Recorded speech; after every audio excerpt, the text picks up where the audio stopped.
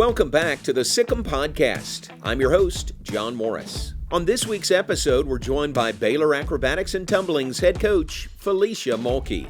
A transcendent leader on the forefront of the growing sport of A&T, Coach Mulkey has won all 12 of the National Collegiate Acrobatics and Tumbling Association championships offered, and has only lost 4 matches in 13 seasons.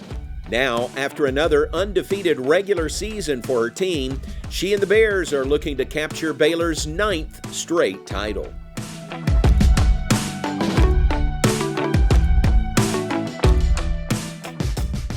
Welcome in, Felecia Mulkey, to the Sic Em Podcast. Great to have you with us. Thanks, John. Things going well? Everything's great. Very good, Yeah. Very good. How about this year for you?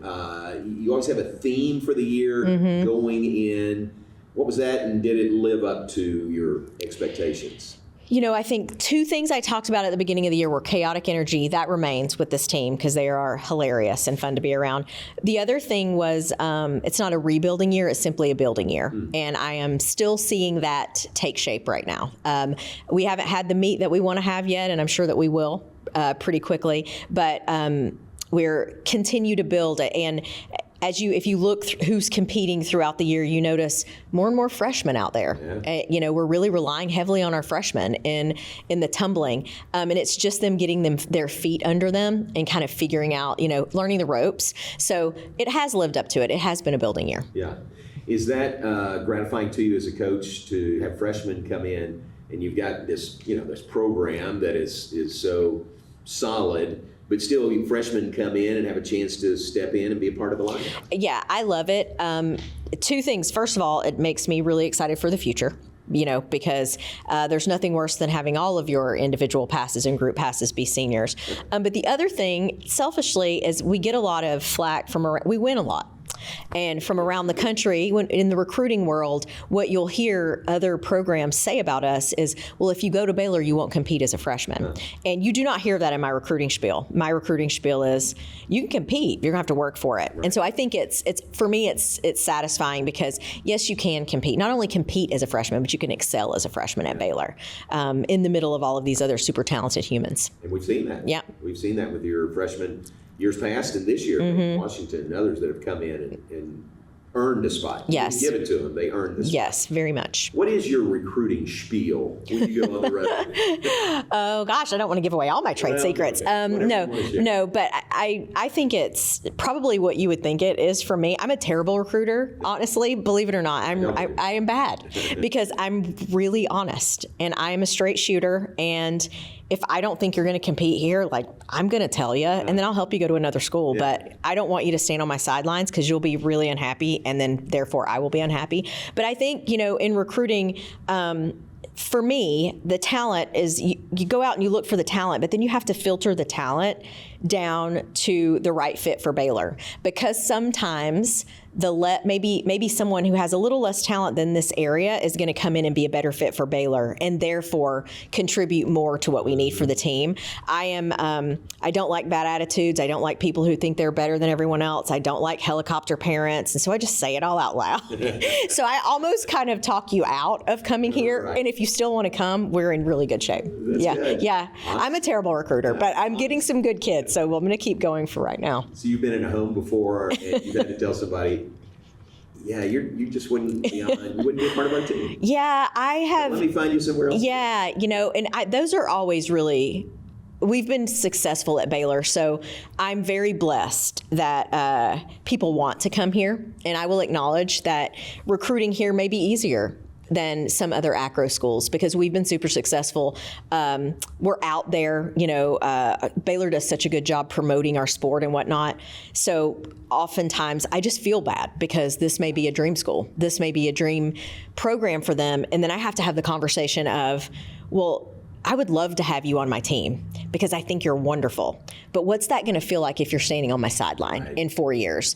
And I always, when there is that type of deny, we let them know that they're not going to come here, and then we offer, if there's anything we can do as a staff, let me know. And I've had some athletes over the years respond back and say, Coach V, where should I go? What should I do? And just this year, made some phone calls to some rival schools, coaches on behalf of some athletes, which is weird. You have to be careful. There's a couple of coaches who would not love that if I called them. But there's some coaches out there who feel the same way I do. And I'm calling going, hey, I don't know if this kiddo's skill set is going to fit for you, but as a character reference, she's a fantastic human being. So if her skill set fits for you, give her a chance. So I'm basically like, I don't even know if that's legal. I'm kind of an agent, and but and I don't push that on them if they, in the recruiting process, if they've gotten to know us and they want us to help, we do that. Yeah. So it's fun to watch them succeed across the mat too. Is part of that your tree, so widespread now? You've got so many former student athletes and assistants that are out there at other programs. Does that make it easier because you know them and they know you? Kind of, but I also think for the most part, and there is an exception every time, right? But for the most part with our sport, it's super collaborative. And it's very much, we are fierce competitors across the mat, but at the end of the day, we feel like we're all on the same team because we're all fighting for the sport moving forward. So it's some of my former athletes, it's coaches maybe that I didn't coach, maybe I just know through. So it's a good group of humans, a very collaborative group. And then sport is sport, right? So there's always this one-off and this, and nobody likes you when you're winning. It's lonely up here.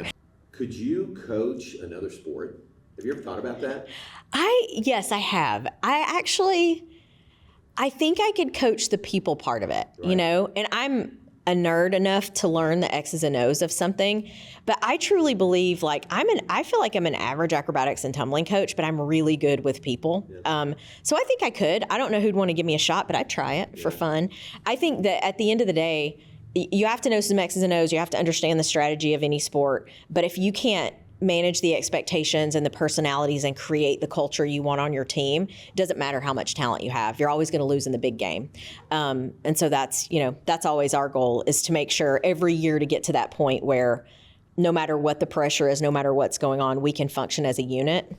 And I think that would work in any sport, any team sport. I don't know. I think of football and basketball and volleyball and all of the soccer team sports that I feel like that would work with. I don't know about golf and tennis. I don't know if that would work the same. But yeah, it's all about humans. So I can see that. Where does that come from? I mean, what do you think in your background has made you such a good people person? I don't know. Gosh, I don't know if you would call me, I'm actually pretty introverted. I know you don't believe that, but I'm actually, I heard you say that before. I'm like an extroverted introvert or vice versa. So I don't know if I just love people, and I'm fascinated by humans coming together and how their personalities mesh, how one person makes another person feel, how you can get the most out of someone by giving them what they need. So as a coach, I think I learned that in my career, but taking an approach early on of treat everyone the same because you need to be fair. If you would have asked me when I was 21 years old in coaching, well, you've got to treat everyone the same, because fairness has always been a big thing to me. I don't like it when you choose favorites. I feel like when you choose a favorite on a team, you just ruin everything, all of the confidence of the folks around that favorite, right? So you better be sure that favorite's the one and they can get you where you need to be. So I've always been about fairness, but I think early on it was, let me treat everyone the same. But what I learned, and I can name names of athletes that taught me, they didn't know they taught me these lessons, but they did. You've got to love them. You've got to coach them all differently. Love them the same and coach them all differently. So, or treat them the same, but coach them differently, because not everyone responds to coaching the same way. So, down to the simple, some of us are audio, some of us are visual, learners.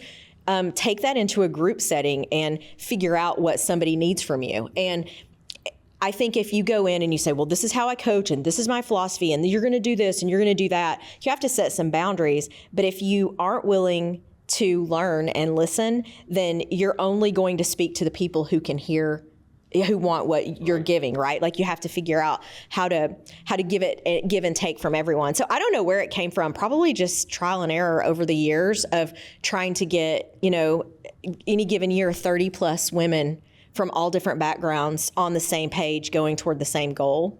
And then also like how I would want to be treated too.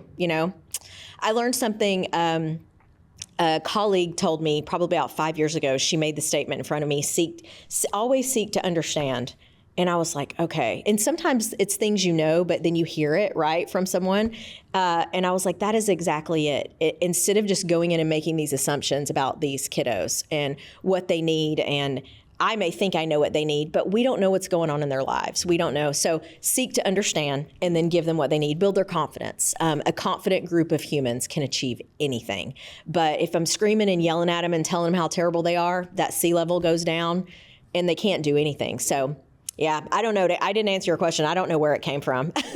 Probably past trauma. I don't know. No, you answered it in a very detailed manner. You were a coach at a really young age, weren't you? I was, yeah, of cheerleading. So I was a gymnast when I was younger, got into cheerleading, much to my brother's dismay, because he was like, what are you doing? But in reality, truth, we couldn't afford gymnastics. Gymnastics is expensive, and cheerleading's expensive these days. Right. Back then it was not. And we couldn't afford it. And I lived on this dirt road way out in the middle of nowhere. So it was like a 30-minute drive to everything. So it was this huge investment monetarily, time-wise, on behalf of my family to be in gymnastics. So I ended up in cheerleading. You know, I forgot the question you asked me, so that I was going down that path. Where did I go? Coach at an early age. So I ended up in cheerleading, like doing that part. Like at Kennesaw State University, I was the marketing director for the athletic department, like all fan engagement. I see all these people, they have fan engagement, whatever. I was like all of that. And I was the cheerleading coach. Prior to that, I had a scholarship to a junior college in Alabama. It's how I went to school. I was the first person in my family to go to college. And I got this full ride to be a cheerleader. And it changed my life because I tried softball. I was really bad at that, and basketball. So don't get me wrong, I tried. Okay. It just wasn't my thing. I could do flips, and so that's why they liked me. But I got this little scholarship at this school in Alabama, and I had the same scholarship that the guy I was dating at the time had, who was on the basketball team. And it changed my life. Like almost that to me is where acrobatics and tumbling came from, because it was like, this is how it's supposed to be, you know? And it wasn't like that at big schools, but at these small schools. And I went to that junior college and graduated in 2 years, but changed my major. So when I changed my major, I had all these extra classes to take. So in that interim, as I was turning 21, I coached my first collegiate cheer team. 2021. And it was a cheer team, totally different. But for me, it wasn't different. For me, it was all of these humans bringing them together for one common goal. And we were competitive. I was a terrible sideline cheerleader, by the way. Terrible. So. Did that morph into competitive cheer, or was that just? So I'm dating myself. But back in the day when right now we hear about competitive cheerleading, and they have all of these different opportunities to compete now, not at a varsity level, but with all these cheerleading companies and whatnot. Back then, it was not like that. So there was no competitive cheer in high school. You were a sideline cheerleader, and your high school cheerleading team may have competed. But at this junior college, we cheered for the basketball team, and then we competed once a year. And for that, they gave X amount of scholarships to this junior college. And I, having my family not gone to college before me, just wasn't a common conversation in the house of, like, I got accepted everywhere. I could have gone to UGA, I could have gone to Clemson, I could have gone to Alabama, Auburn, but I couldn't afford that. Right. And so it was never this conversation of, well, let's get a loan or anything like that. It was more of we can't afford it. So I went where I could afford it. I went to junior college for 2 years, and then I finished up at Kennesaw State University after that. Very cool. Yeah. And beyond that, then you get into coaching, and then what's the path from there after Kennesaw State? Let's see. So I coached that 1 year at the junior college, and then I went to Kennesaw, and I was on the sideline cheerleading team. Became the marketing director actually, I was the marketing director for the American Lung Association and the part-time cheer coach at first, right when I graduated. And when the marketing director for the athletic department left, the athletic director hired me as the full-time marketing director, and he goes, hey, I'm going to let you coach the cheerleading team. I want you to pay attention to the word let. I'm going to let you coach the cheerleading team. And I'm going to give you $50 extra a month. Wow. Yeah. And if I hear from one parent from the cheerleading team, you're fired from both jobs. Oh my gosh. And I've told him, so he's a big Felecia fan now. We butted heads for many, many years. Dave Waples is his name, Dr. Dave Waples. He has retired from Kennesaw. But you know what I learned? Maybe he's the reason I learned how to work with people, because I believed him when he said he was going to fire me. So I kept all those parents at bay. I kept the cheerleading team under wraps. We won championships. I recruited. Like, I was doing things with the cheer team. Cheerleading teams lately have these combines and things. I think a lot of that is honestly from acrobatics and tumbling. Yeah. And I think they're the cheerleading companies are following suit. But back then you didn't recruit. It was whoever came to your school and you had a tryout.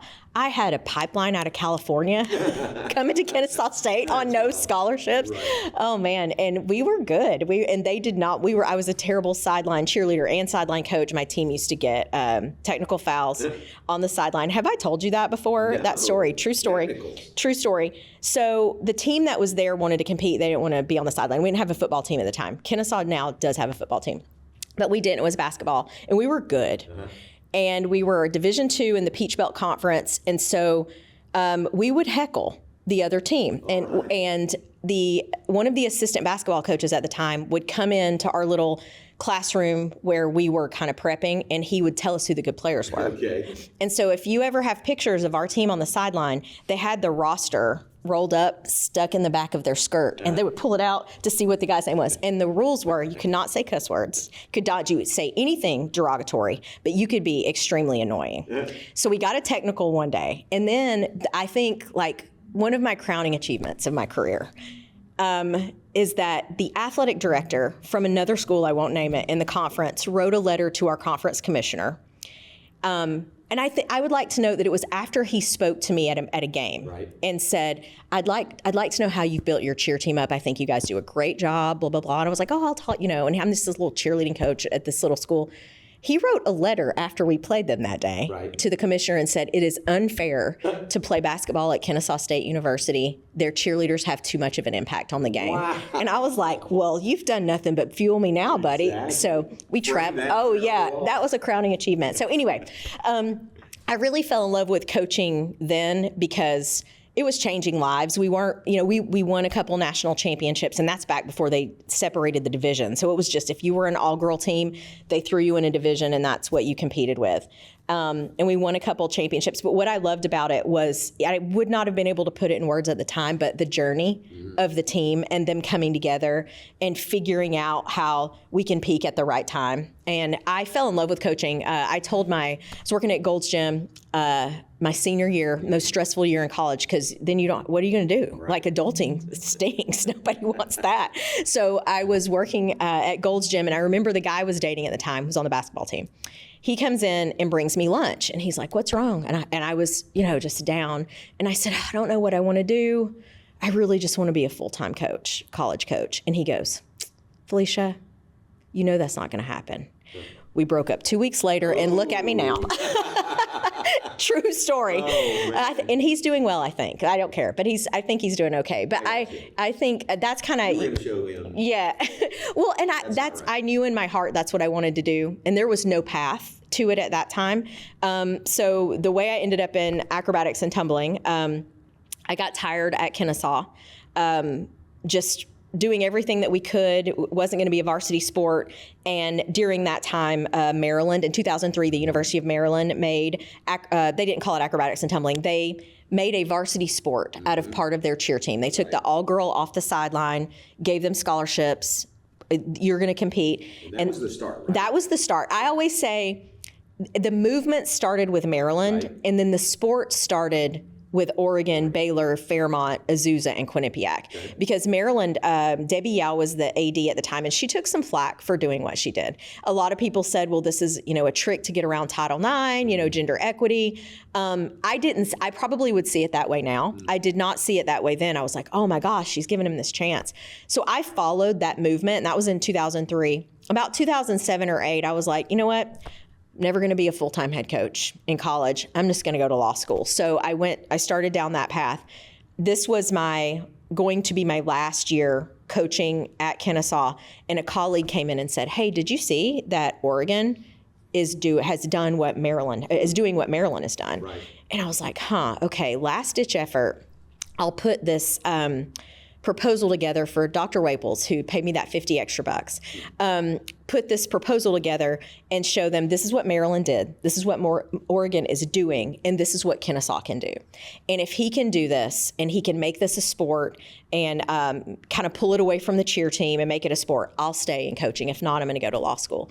And during that process, putting that proposal together, I called Oregon, and the deputy AD answered her own phone, which you know as well as I do, doesn't happen. I didn't know that at the time. I was so naive. Had I known things now, like what I know now, I probably wouldn't have gotten as far. It was total naivety there that got me this far, if that's the right word. But anyway, I talked to Renee Baumgartner. She was the deputy AD at the time, and said, hey, I'm doing this proposal. This is what I'm doing, blah, blah, blah. Ask her all the budgetary questions, everything that an AD would need to know to go in my proposal. And at the end of the conversation, she spoke to me for like 45 minutes.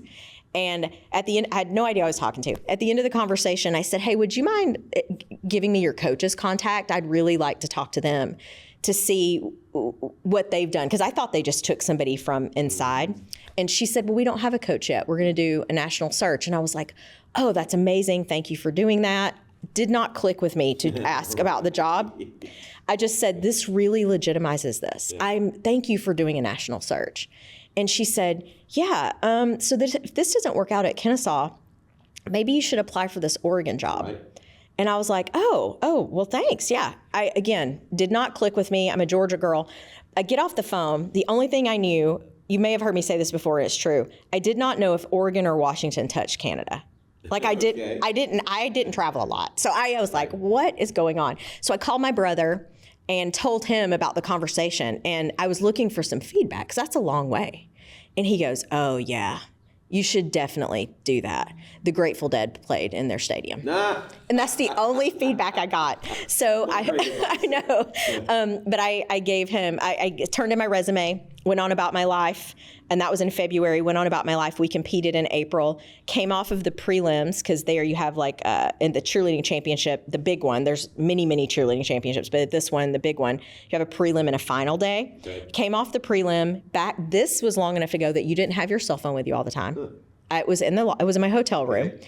When I got to the hotel room, checked my phone, and it said, this is Renee Baumgartner from Oregon. I spoke to you back in February. I'm in Daytona. I just saw your team. I'd like to speak with you about the job. So I met with her the next morning at a Starbucks before finals, and I knew immediately that I wanted to work for her because she was a visionary.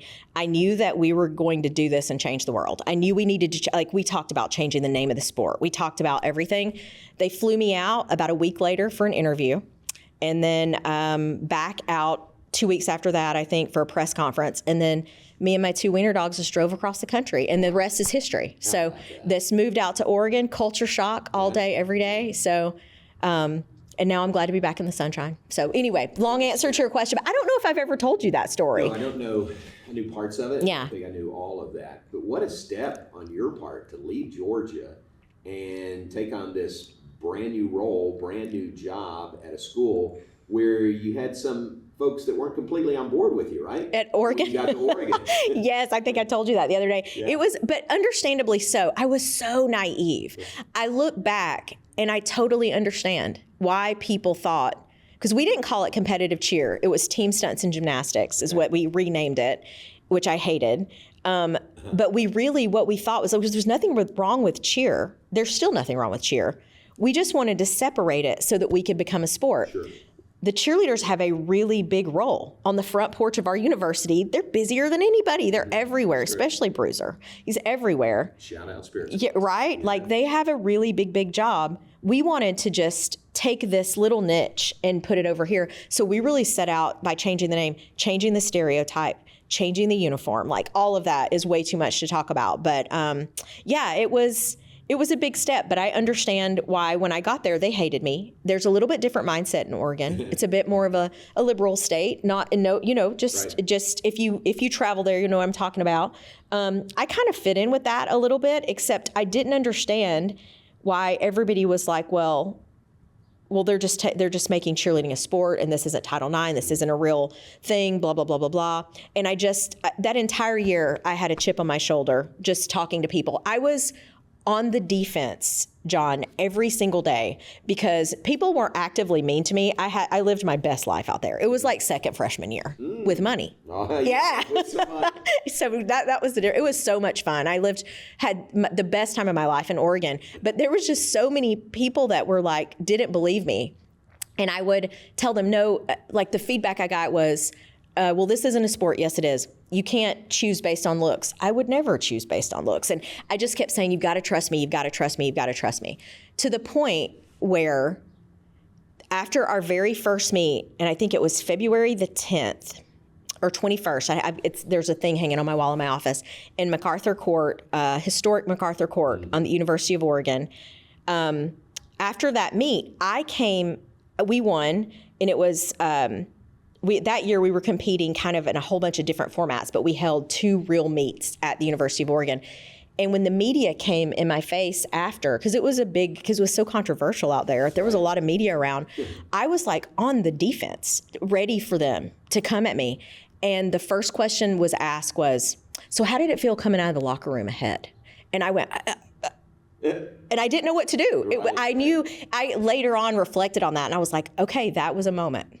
That was the first time that I had truly answered a question about it without having to defend myself. Yeah. And I remember after my press conference, someone told me, well, you seem like you have a chip on your shoulder. And I was like, crap. But yeah, there's little moments like that throughout the history of the sport where I'm like, but that one will always stay with me because I was ready to go because I am pretty good at defending myself. But yeah. So 4 national championships at Oregon. You decide you want to get a little closer to home. You come to Baylor. Find a home here at Baylor and look at the success you have had here, along with Baylor's team success and the growth of the sport also. And to me, you've always been really, really good about wearing those 2 hats and, 2 full-time jobs, really, as an ambassador for the sport, helping it to grow and add schools, but then coaching your team at the highest level also. Yeah, it is 2 full-time jobs, but I love it. So, I mean, I know everybody always asks about, when I almost have to explain myself when I get on the phone with an athletic director and explain, well, Baylor pays the bills and I love Baylor and I'm a Bear, but I love the sport. And so I want to help you grow the sport, but it is 2 full-time jobs, but it's worth it. Like it's joy. I find joy in both of those. Right. And sport continues to grow. NCAA emerging sports status, that is great. What's ahead? You just continue to grow? We do, and we are going to continue to evolve as a sport too. So the sport is growing. We're at 56. We're awaiting. I love it when we get to announce. It's like a little bit of good news, right? Like it just in a world of sometimes you just need good news. So we're awaiting an announcement over the next couple of weeks. We'll be at 60 schools. By the end of the summer. Now it is supporting the coaches that we have in place. They're young. I'm grandma. I don't know when it happened, but I'm a grandma coach right now. But supporting these young coaches, coaching is not for the faint of heart. So just continuing to create support, like Janelle did a fantastic job creating a mentor program with the NCATA to support the young coaches. Just helping them coach the skills, like everything. If you think about it, you don't have to think about that with basketball and football. But with our sport, these young coaches, I think that's our focus, is just supporting them as we continue to grow. I know that for the sport to continue to grow, every school that adds, we need to put a good coach in there that's ready for it. So we have to prep them. That's kind of what's ahead. Well, I mean, championship status is on the horizon. That's I hear it all the time. Oh, I can't wait until it's an NCAA sport. It is an NCAA sport right now. We count in sport sponsorship, but we'll have a blue dot on our trophy pretty soon. And for a lot of people, that's just going to it'll mean a lot to me too. But I think it's just that validation and that legitimization, if you will. I may be making it words today. It's just that kind of day. It's like been a Monday. I think that's is it a good word? Okay, good. Yeah. Good. A lot of syllables. Yeah. I don't know if I can spell it, but I did say it. But when we get that NCAA championship, and it should be. We should have 40 teams competing right now with at least 6 meets, and the season is ending. I think our last regular season meet is today between LIU and Morgan State, I think, if I'm not mistaken. 40 teams competing with at least 18 people on their roster at least 6 times. It kickstarts legislation, and then it's just the NCAA process, and you just got to go, come on, NCAA. Which is a process. It is a process, yeah. How How long do you want to coach? I don't know. Somebody asked me that the other day. Who asked me that? I know. The other day when they asked me, I was like, are they pushing me out? What are they doing? No, I can't. Somebody asked me, it was Knight Jarecki. Shout out to Knight if he watches this. He is the student play-by-play at Oregon, and he's doing a fantastic job. Right. Yeah, and I met him a few years ago, and he really jumped on and learned about the sport. And I think he probably watched you and got some tips, but he's just fantastic. And I got to see him when I was up there. But he said, so when are you thinking about retiring? And I was like, dude, come on. No, I don't know. I really enjoy it. Right. There's days where I want to pull my hair out, and there's been a couple of years where every day I wanted to quit. I think that was maybe during COVID. We all wanted to quit those days. But I just really enjoy it, and I find joy in it. And people are like, well, are you going to go work for the NCATA and you're going to do this or that? I don't know when I'm going to be able to give up this watching and enjoying this process of the student athletes that I am. So good. I'm going to stick it out for a little bit longer. That's good. If there's joy there, you need to keep doing it. I'm going to keep trying. Doing it for a long time. Yeah. You do it as well or better than anybody. Well, I appreciate that. It's great to have you here at Baylor. It's great to get those stories. Good. So, sorry, I'm long-winded. It's the coffee. I'm glad that coffee is working for you. Okay. Thanks for being with us on the Sic Em John. Podcast. Thank you. Thanks again for joining us on the Sic Em Podcast, a sport and story production. If you enjoyed this conversation with Coach Mulkey, head over to BaylorPlus.com or the official Baylor Athletics YouTube channel where you can watch the premium video version of this podcast. Be sure to subscribe to the show wherever you get your podcast, leave a review, and tell your friends about us. I'm your host, John Morris, and I hope you'll join us next week on another edition of the Sic Em Podcast.